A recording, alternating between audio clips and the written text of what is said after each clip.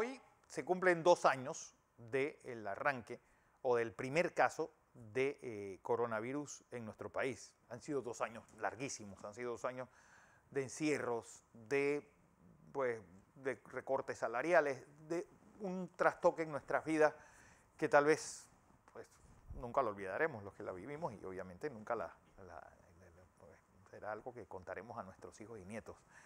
Doctora Gladys, hoy pues recordar ese día pues, de hace 2 años y hablar también de esos 8.000, más de 8.100 fallecidos, más de los 758.000 personas que padecimos del coronavirus en algún momento en estos 2 años.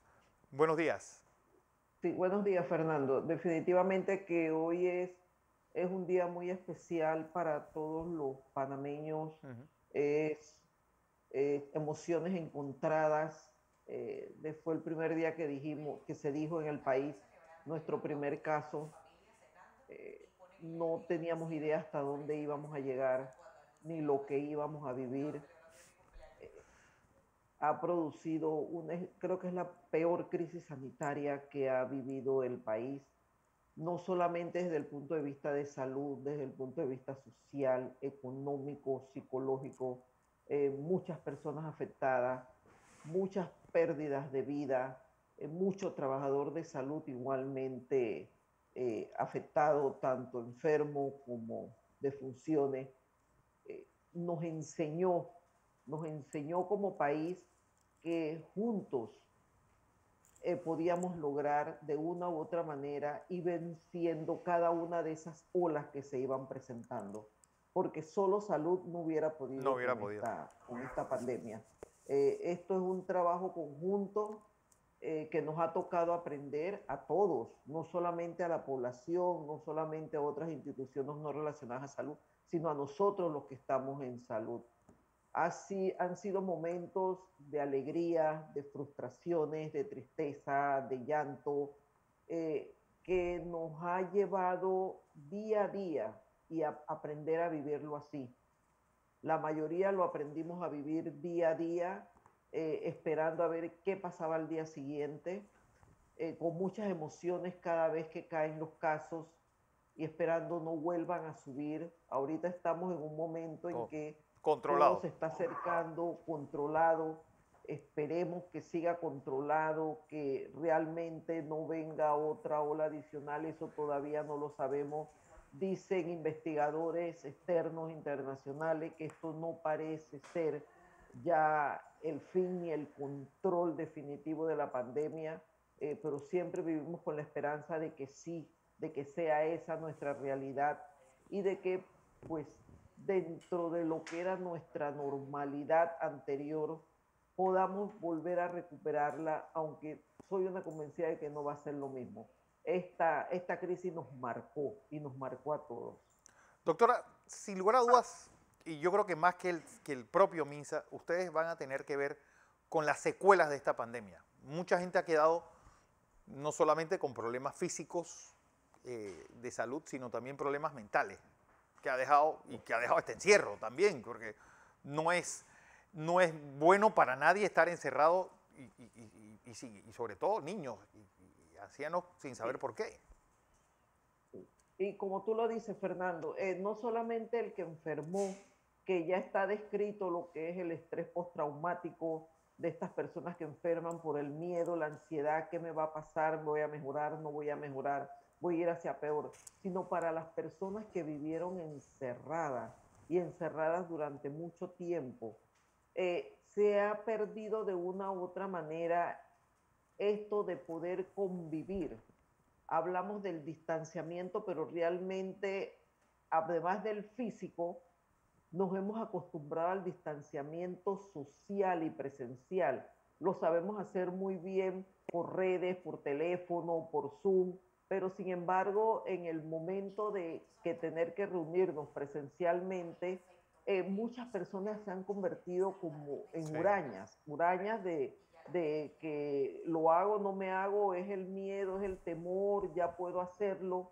Entonces, todo eso, yo creo que el equipo de salud mental, tanto psiquiatras como psicólogos, tienen un tremendo trabajo de aquí en adelante, de poder brindar a la población esas herramientas que van a necesitar para saber que después de esta gran crisis se puede seguir viviendo, se puede seguir conviviendo y podemos seguir compartiendo. ¿Podremos volver a lo afectivo que éramos antes de la pandemia? ¿O quedaremos reducidos a alemanes o a japoneses, que nos saludamos de lejito? Ojalá que no, Fernando, porque si hay algo que tiene el panameño es eso, ser muy afectivo, ser muy alegre, ser muy agradable, y cuando tú sales a otros países te lo dicen que la alegría del panameño se caracteriza y se ve la diferencia con los demás. Yo creo que esto va a ser poco a poco y paulatinamente, en la medida en que veamos que realmente poder retomar lo que éramos antes no nos va a producir el daño que hasta ahora nos ha producido. Creo que eso va a facilitar que podamos volver a tener esa alegría, irradiar esa felicidad que a pesar de todos los problemas que podías tener, no dejabas de hacerlo, y que de una u otra manera se nos decía que éramos el alma de la fiesta donde llegábamos. Sí. Eso no va a ser fácil, pero sí va a haber que trabajar mucho en eso, e incluso las mismas personas poder atreverse nuevamente. ¿Esta pandemia ha provocado algún incremento de enfermedades ya crónicas en los panameños, por ejemplo, los problemas cardíacos o los problemas, obviamente, de diabetes debido a la mala alimentación que tuvimos por el encierro y el poco ejercicio físico que se hizo?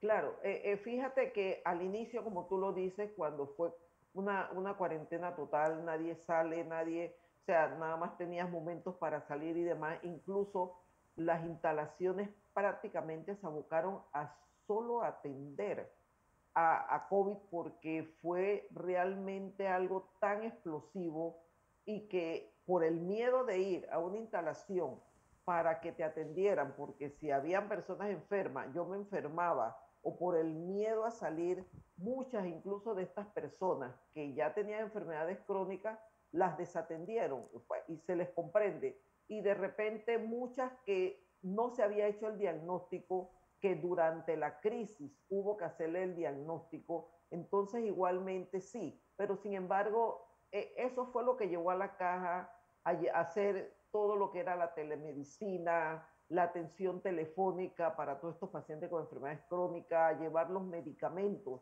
a las casas de los ya conocidos con enfermedades crónicas, y que de una u otra manera, en el momento ya preciso, se pudiera retomar la atención de estos pacientes para seguir con el control o con los nuevos diagnósticos que fueran necesarios, y que a pesar de esta última ola, la cuarta ola que hubo, no se les desatendió y no se cerró la atención que ellos necesitaban en las instalaciones de salud. Bueno, lo cierto, doctora Guerrero, doctora Gladys, es que un hito, yo creo que va a marcar un antes y un después de la historia de la salud pública panameña y mundial. Y que, sí, obviamente, yo creo que a uno lo pilla en la primera vez, pero ya más adelante yo creo que vamos a estar más disciplinados para que no solamente en una pandemia, sino también en epidemias que se den dentro de nuestro país. Sí. No, definitivamente que esto nos tiene que haber enseñado, y estoy convencida de que nos enseñó. La población tiene la información y sabe cómo usarla, que en ocasiones no lo haga así, pero sin embargo sí tienen la información y saben cómo usarla. Y esto que nos ha pasado debe de habernos enseñado de aquí en adelante, cuando se den otras crisis sanitarias, independientemente que no sea COVID, de que sabemos qué hacer y que se nos da la información, podemos practicarla, y de una u otra manera juntos, Fernando, porque esto fue un trabajo en equipo de la población y de todas las instituciones, incluso de ustedes, los medios de comunicación, que entre todos de una u otra manera luchábamos y todos los días decíamos, hay que resistir y no rendirse. Y esto es lo que nos tiene aquí ahora, no nos rendimos, resistíamos en los momentos muy difíciles y cogíamos el aire cuando de una u otra manera los casos iban bajando. Así es, doctora Gladys, gracias, y reiterar ese agradecimiento eterno a ustedes, a todo el sistema médico, tanto pues, y de seguridad, por lo que ha sido esta lucha tan difícil durante estos 2 años. Gracias.